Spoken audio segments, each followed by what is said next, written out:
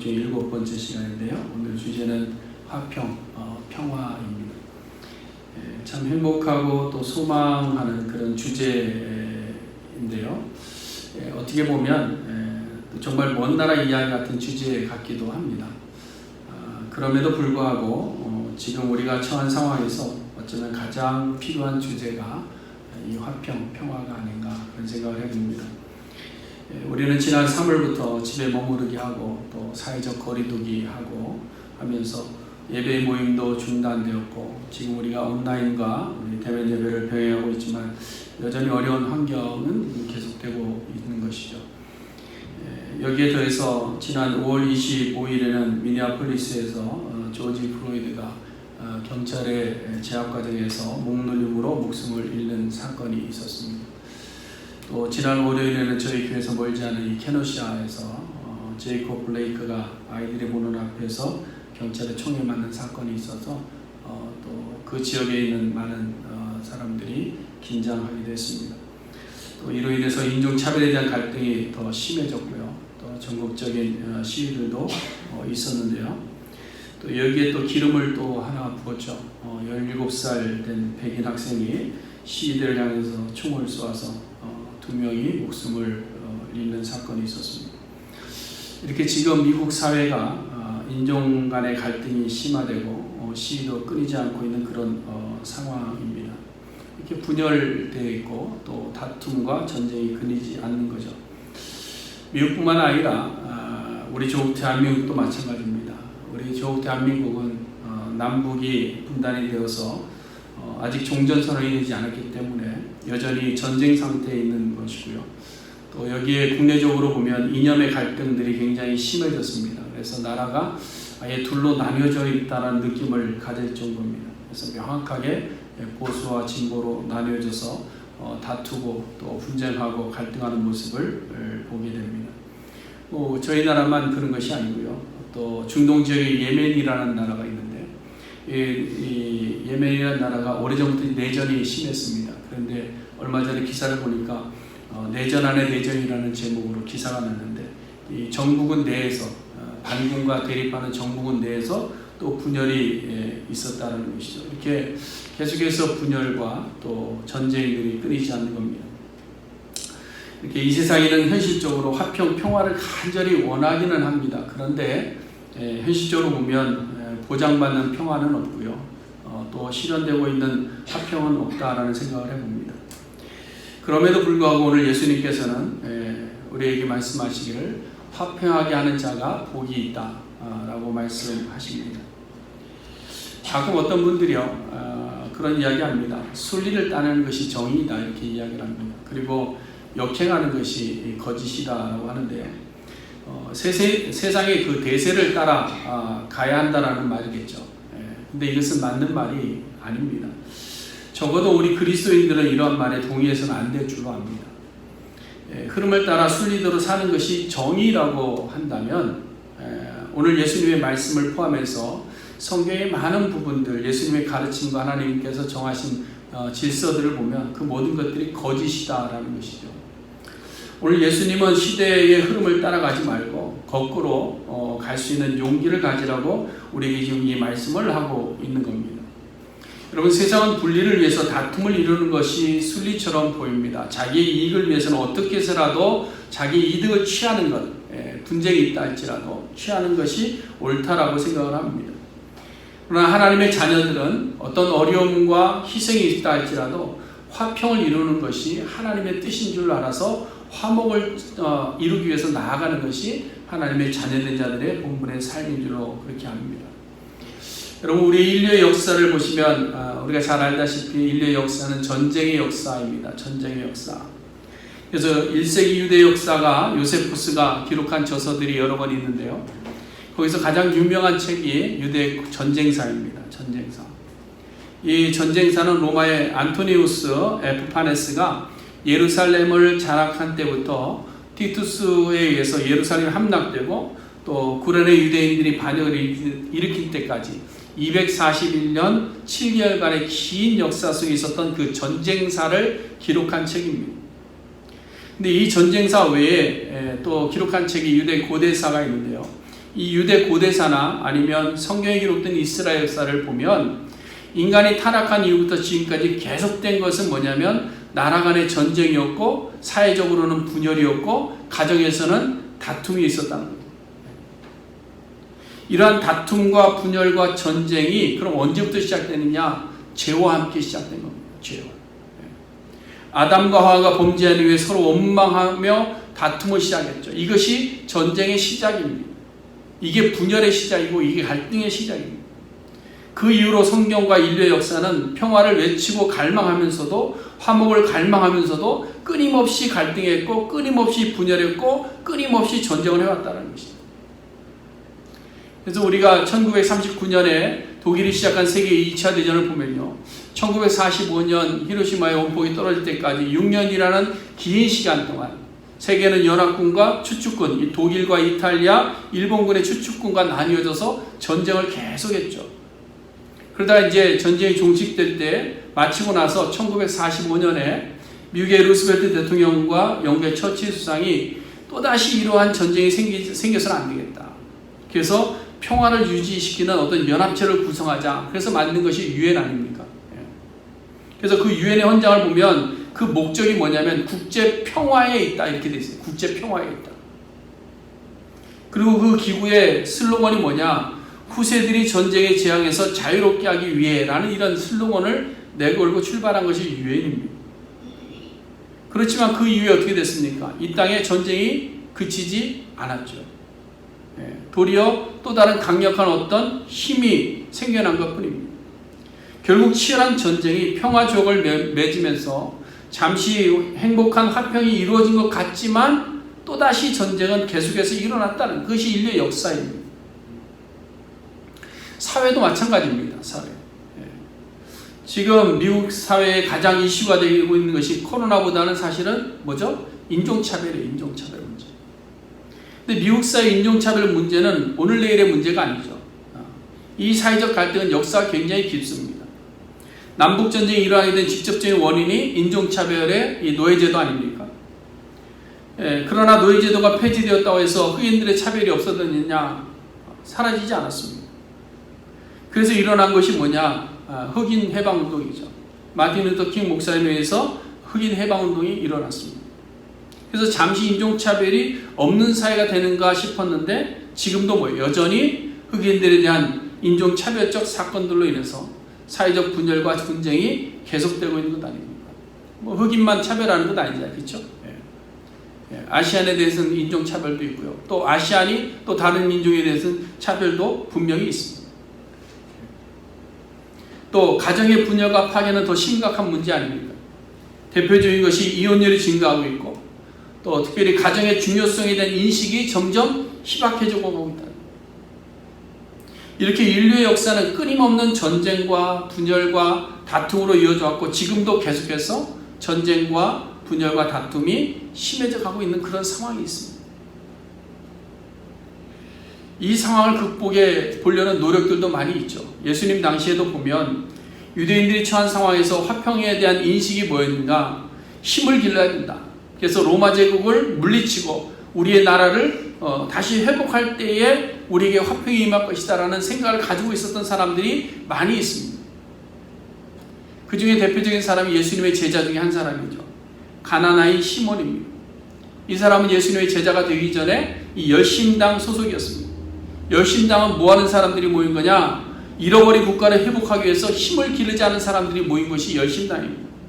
그래서 로마에 대항하기도 했고 또 이 사람들이 로마에 협력하는 사람들을 차출해내기도 하고 그랬습니다. 그래서 유대인들 사이에서 어떤 분열과 분쟁을 주도했던 사람들이라고도 볼 수 있는 것이 열심당원들입니다. 이렇게 폭력으로 힘으로 화평을 이루고자 하지만 사실은 화평은 이루어지지 않습니다. 근데 이러한 사회적 분위기 속에서도 예수님께서는 뭐라고 가르치시고 계시느냐? 화평하게 하는 자가 복이 있다 이 말씀하고. 그럼 왜 그러셨을까? 왜 그러셨을까? 일반적으로 화평에 대한 사전적 정의를 보면요, 갈등이나 싸움이 없는 상태가 화평이다 이렇게 정의를 하고 있습니다. 그런데 오늘 이 교훈의 말씀은 단순히 전쟁이 없고 이 땅에 전쟁이 없고 어떤 강자의 억압이 없는 어떤 국가적인 평화나 사회적인 대타협을 통해 화평을 통해서 행복한 사회를 만들자, 이런 것에서 좀 한 발 더 나가는 겁니다. 오늘 예수님께서 말씀하시는 화평하게 하는 자는 1차적으로 누구를 이야기하고 있느냐? 자기 자신을 이야기하고 있는 겁니다. 예수님께서 이 땅에 오신 목적을 직접적으로 표현하고 있는 것이 화평하게 하는 겁니다. 여러분, 성경은 구약과 신약으로 나눠져 있습니다. 구약과 신약의 중간에 있는 것이 뭐라고 그랬죠? 십자가입니다. 십자가. 그럼 이 십자가의 의미가 뭐냐? 골로새서 1장 20절에 분명히 말씀하시기를 그의 십자가의 피로 무엇을 이루사? 화평을 이루사, 이렇게 돼서 화평을 이루사. 그 땅에 있는 것들이나 하늘에 있는 것들이 그로 말미암아 자기와 뭐하게 되기를? 화목하게 되기를 기뻐하십니다. 십자가로 무엇을 이루셨느냐? 화평을 이룬 것이고, 십자가의 목적이 뭐냐? 하나님과 화목하게 하는 데 있다라는 거예요. 그래서 하나님과 사람들의 적대 관계를 회복시키심으로 말미암아 화평케, 화목하게 하는 유일한 통로로 주어진 것이 바로 예수님이 지신 십자가다. 그래서 우리는 예수님을 평강의 왕이라 부르고, 성경은 예수님에 대해서 막힌 담을 허셨다라고 표현을 하고 있는 겁니다. 여러분, 그럼 예수님께서 화평을 십자가를 지신 이유는 무엇일까요? 왜 그것을, 그 어려운 일을 왜 직접 감당하셨느냐 하는 것을 우리가 알아야 됩니다. 그것은 다른 것이 아닙니다. 한 가지입니다. 하나님의 의를 이루기 위함. 하나님의 의. 그러므로 오늘 예수님께서 말씀하시는 화평은 단순히 시끄럽지 않고 싸우지 않는 그런 평안한 상태를 말하는 것이 아니라 하나님의 의를 통해서 실현되는 화평, 평화를 위해 노력하는 자가 복 있는 자다라는 것을 말씀하고 있는 거예요. 그래서 우리에게 무슨 직분을 주셨어요? 화목케 하는 직분을 주셨다 말씀하고. 그러면서 성경이 이야기하기를 모든 사람과 더불어 화평을 이루라. 이 말은 모든 사람과 사이좋게 잘 지내라, 이런 의미를 뛰어넘어서 하나님과 화목을 이루는 자리에 나아갈 수 있도록 우리가 힘써라, 이 말씀을 하고 있는 거예요. 그러므로 우리는 예수님을 통해서 화평을 배워서 화평을 위해 힘쓰는 자들이 되어야 될 줄로 믿습니다. 자, 그럼 어떻게 해야 화평하게 하는 자가 될 수 있을까? 어떻게 해야 될까? 한 두 가지를 말씀드리겠는데요. 첫 번째는 청결해야 됩니다. 청결. 이미 8절 말씀에 보면 마음이 청결한 자가 복이 있다, 이렇게 말씀하셨는데요. 야고보서도 보니까 순서가 똑같아요. 위로부터 난 지혜의 첫째가 성결이고 그 다음이 화평이라고 이야기를 합니다. 지난주에도 말씀을 드렸지만 예수님께서 마음이 청결하다는 말의 의미를 뭐라고 말씀드리는가 하면 오직 온전히 주님만을 쫓는 마음이 청결한 마음이에요. 그렇기 때문에 화평하게 하는 자가 되려면 먼저 마음이 뭐예요? 오직 주님만을 쫓고자 하는 청결함이 있어야 된다는 거예요. 하나님의 뜻과 의를 이루기 위해서 자신을 내어주시는 것은 오직 하나님 앞에서 온전히 주님을 쫓는 마음으로부터 시작이 되는 거예요. 그래서 우리의 마음이 청결해야 나의 원대로가 아니라 아버지의 원대로 되기를 간절히 바라는 하나님의 뜻을 이루는 화평을 이루는 자가 될 수 있는 것입니다. 그래서 오늘 본문에서 조금 더 내려가 보면 21절에 다툼이 있을 때 어떻게 해야 되는가 하는 것에 대한 예수님의 교훈이 나오는데요. 22절에 보면 형제에게 노하지 말아라, 나아가 바보라고 욕하지 말아라, 미련한 놈이라고 막말하지 말아라. 그 다음에 23절에 보시면요, 형제에게 원망을 들을 만한 일이 있거든 예물을 어떻게 하고 제단 앞에 두고 먼저 가서 형제와 뭐해라? 화목하고 와서 예물을 하나님 앞에 드려라, 이 말씀하고. 근데 여러분, 사실 이 원망을 들을 만한 일을 한 사람에게 가서 화목하는 것이 굉장히 어려운 일입니다. 사실은 잠언 성경도 인정했거든요. 잠언 성경 18장 19절에 보면 노엽게 한 형제와 화목하기가 견고한 성을 취하기보다 어렵다라고 말씀합니다. 그만큼 어려운 일은 맞습니다. 그러나 이것이 하나님의 뜻이기에 화목을 이루어 내야만 한다는 거죠. 이것이 하나님의 뜻이기에 가서 먼저 화목을 이루어야 된다는 겁니다. 사실 오늘날 우리 그리스도인들이 정말 부끄러워하고 반성해야 되는 것이 있습니다. 그것은 뭐냐면 화목의 직책을 가졌음에도 불구하고 우리는 화목하지 않는다라는 겁니다. 우리는 하나님과 화목을 간절히 구하고 하나님과 화목을 이루었다고 이야기하면서 우리는 이웃과의 화목을 이루지 않더라라는 겁니다. 예전에 어떤 분이 제게 와서 이런 말을 했습니다. 목사님 누구 아시죠? 이래요. 그래서 예, 압니다. 근데 어떻게 그런 사람이 예수 믿는다고 그래요? 그런 사람이 어떻게 직분을 갖고 있어요? 저는 저 사람이 예수 믿는다고 하는데 저런 사람이 천국 간다면 저는 천국 안 갈래요. 이런 분이 있어요. 예, 그런데 또 천국은 가고 싶은가 봐요. 그래서 하는 말이 저 사람은 지옥 가겠죠? 제가 그 말을 듣는데 정말 마음이 아팠어요. 어떻게 그리스도 안에서 한 형제요, 한 자매가 되었다는 사람들이 한 번 실수를 했다고 자기에게 상처 주었다고 저런 소리를 할 수 있을까? 예수님께서는 예물 드리기 전에 화목하라고 말씀합니다. 그렇죠? 앞에서도 말씀드렸지만 하나님께서 우리에게 번제를 원하시는 것이 아니라 상한 심령을 원하신다.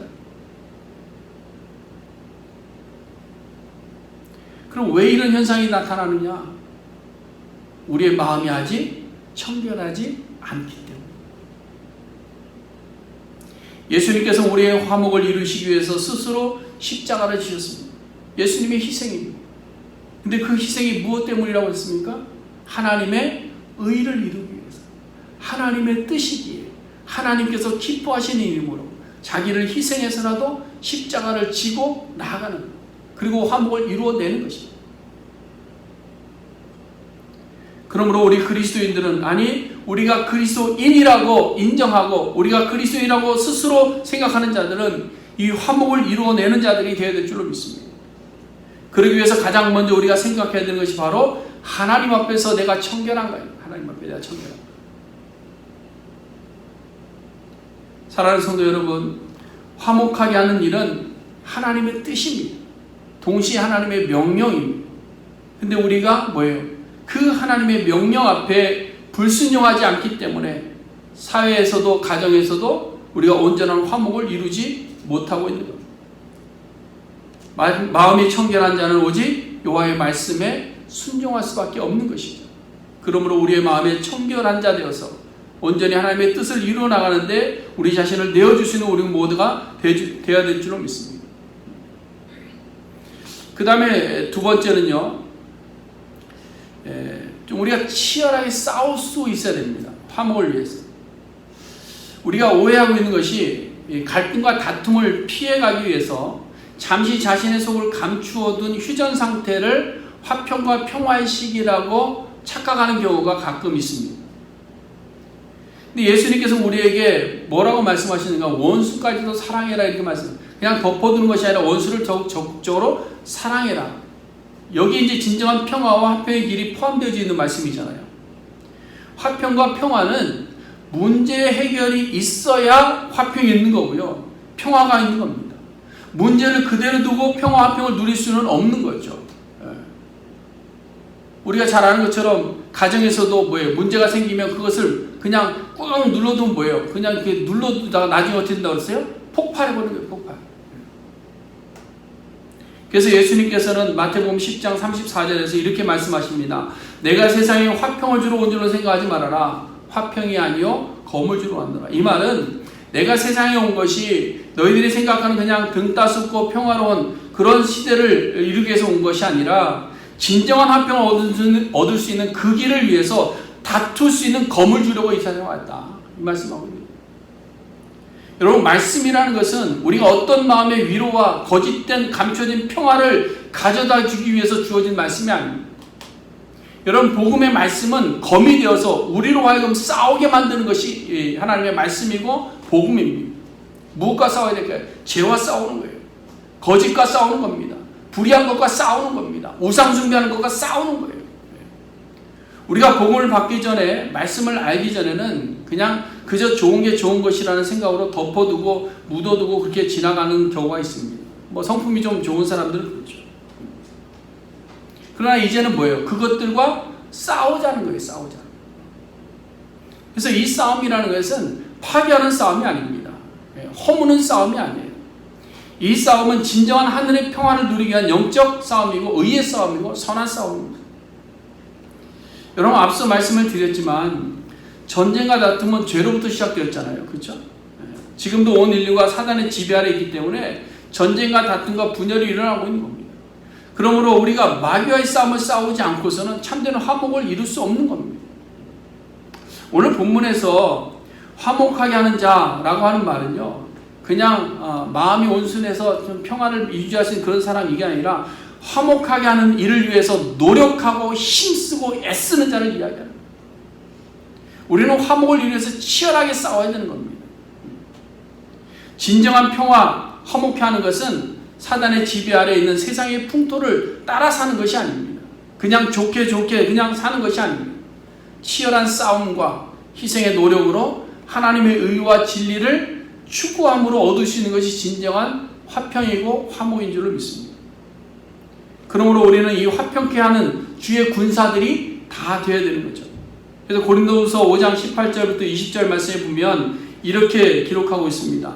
모든 것이 하나님께로 났으며 그가 그리스도로 말미암아 우리를 자기와 화목하게 하시고 또 우리에게 화목하게 하는 직분을 주셨으니, 그 다음에 곧 하나님께서 그리스도 안에 계시사 세상을 자기와 화목하게 하시며 그들의 죄를 그들에게 돌리지 아니하시고 화목하게 하는 말씀을 우리에게 부탁하셨고, 그 다음에 그러므로 우리가 그리스도를 대신하여 사신이 되어 하나님이 우리를 통하여 너희를 권면하시는 것 같이 그리스도를 대신하여 간청하노니 너희는 하나님과 뭐하라? 화목하라. 누구와 화목하라고 말씀하고 있습니다. 하나님과 화목하라는 겁니다. 세상의 죄와 싸우고 마귀와 싸워서 누구와 화목하라? 하나님과 화목하라. 그래서 여기서 화목하게 하는 자라고 해서 세상의 갈등을 해결하기 위해서 교회가 막 앞장서야 된다, 아니면 사회적 평화를 위해서 정의사회 구현을 위해서 우리가 일어서야 된다, 뭐 세계 평화를 위해서 교회가 무슨 정치적 중재 역할을 감당해야 된다, 이런 말을 하고 있는 것이 아닙니다. 이러한 것도 중요하지만 가장 중요한 것은 뭐냐? 나 자신이 하나님과 화목을 위해서 치열하게 싸워서 이겼느냐라는 겁니다. 우리 개인이 하나님과 화목을 이루기 위해서 싸워서 이겼느냐라는 겁니다. 여러분, 우리는 지금도 싸우죠. 그렇죠? 여러분도 싸우고 계시죠? 싸울 수 있기를 바랍니다. 싸우셔야 됩니다. 우리가 신앙생활을 시작하고 그리스도인이 되었으면 그때부터 우리 안에 일어나는 변화의 첫 번째가 뭔지 아십니까? 그것은 주님의 마음이 우리 속에 생겨나는 거예요. 주님의 마음. 우리의 마음만 있다가 이제 주님의 마음이 우리 속에 생겨나는 거고 자리 잡는 겁니다.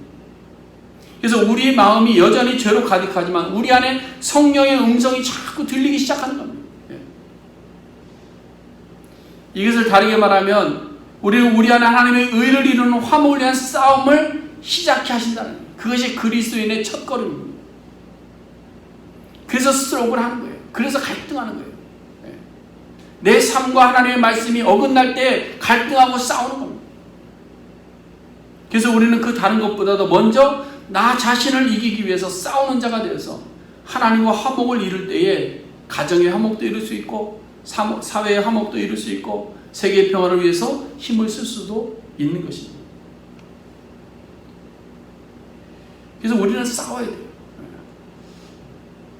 근데 요즘에 보면 너무 교회들이 세상과만 싸우려고 그래요. 세상과 싸우기 이전에 자기 자신과의 싸움이 있어야 돼요. 자기를 이기는 노력이 필요합니다. 그래야 화목을 이루는 거예요. 나는 과연 하나님과 화목했는가? 여러분들은 하나님과 화목을 이뤘습니까? 화목하기 위해서 얼마나 노력하셨습니까? 화목을 이루기 위해서 얼마나 힘을 쓰셨나? 그러나 우리는 싸워야 돼요. 싸워서 하나님과 화목을 이루는 자가 될 때에 세상을 향해서도 우리는 화목을 이루는 피스메이커가 될 수 있는 줄로 믿습니다. 그래서 이렇게 하나님과 화목하고 다른 사람을 하나님과 화평하게 할 뿐만 아니라 이웃의 관계에서 화평케 하는 자가 되면 우리에게는 어떤 복이 임할까? 오늘 본문에 있는 것처럼 하나님의 아들이라 일컬음을 받는 복이 임하게 되는 겁니다. 여러분, 우리가 하나님의 자녀라는 사실, 우리가 하나님의 아들이요 하나님의 딸이라는 사실이 여러분의 얼마나 큰 복으로 느껴지십니까? 그 말씀이 얼마나 큰 복으로 다가오고 있습니다. 어느 행상을 하시는 분이 양말을 팔러 다니셨습니다. 여러 지방을 다니면서 양말을 팔아서 공부하는 남편 뒷바라지했으며 아이들 셋을 키웠습니다. 장사를 하러 다니기 때문에 아이들을 여러 친척들 집에 나눠 맡기고 열심히 일을 해서 돈을 벌었습니다. 돈이 점점 모아집니다. 어느 정도 이제 가족이 모여 살 수 있을 정도의 돈을 다 모았다고 싶을 때 갑자기 아들이 병이 든 겁니다. 얼굴이 퉁퉁 부어오르기 시작합니다. 열이 납니다. 어떻게 감당이 안 됩니다. 아이를 병원으로 들쳐업고 가서 그동안에 벌었던 돈 다 투자해서 그 아들을 고쳐 주었습니다. 이제 집을 장만하고 온 가족이 모여 살 수 있는 돈이었습니다. 그동안 고생해서 모은 돈입니다. 그러니 이제는 좀 평안히 쉴 수 있는 그런 돈입니다. 그런데 누구를 위해서? 자기 아들을 위해서 모든 것을 내어놓은 돈. 왜 그랬을까요? 아들이기 때문이죠. 아들이기 때문에. 우리가 하나님 앞에 그 아들이, 우리가 하나님 앞에 그 아들이 될 수 있는, 하나님과 화목을 이룰 때, 우리가 하나님의 아들이 된다는 것은 우주 만물과 비교할 수 없고 화려한 궁정과도 비교할 수 없는 겁니다. 자식보다 소중한 것이 있겠습니까? 없잖아요. 그렇죠? 불의난 집에 아들이 나오지 못한 상태에서 부모라고 한다면 무엇을 걱정할까요? 타고 있는 집을 걱정하겠습니까? 집안에 숨겨놓은 돈이 염려가 되겠습니까? 아니면 고가의 그림들이 걱정되겠습니까? 다른 거 다 없어져도 누구만 살아있으면 될까요? 아들만 살아있으면 돼요. 우리가 하나님 앞에 그런 존재예요.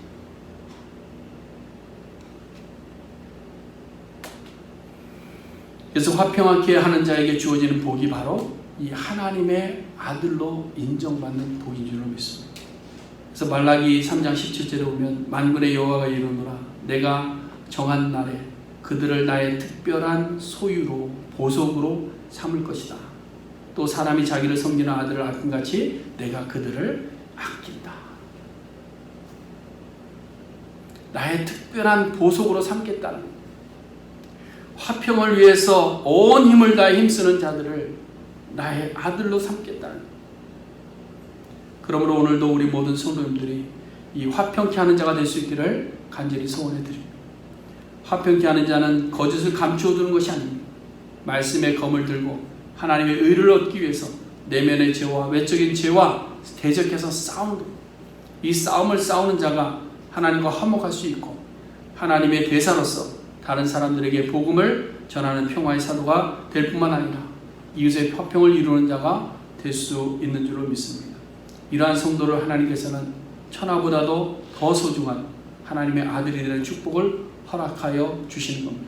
그러므로 우리 모두가 화평케 하는 자가 되어서 하나님의 자녀로 하나님의 아들로 인정받는 우리 모두가 될 수 있기를 주님의 이름으로 간절히 축원해 드립니다. 기도하겠습니다.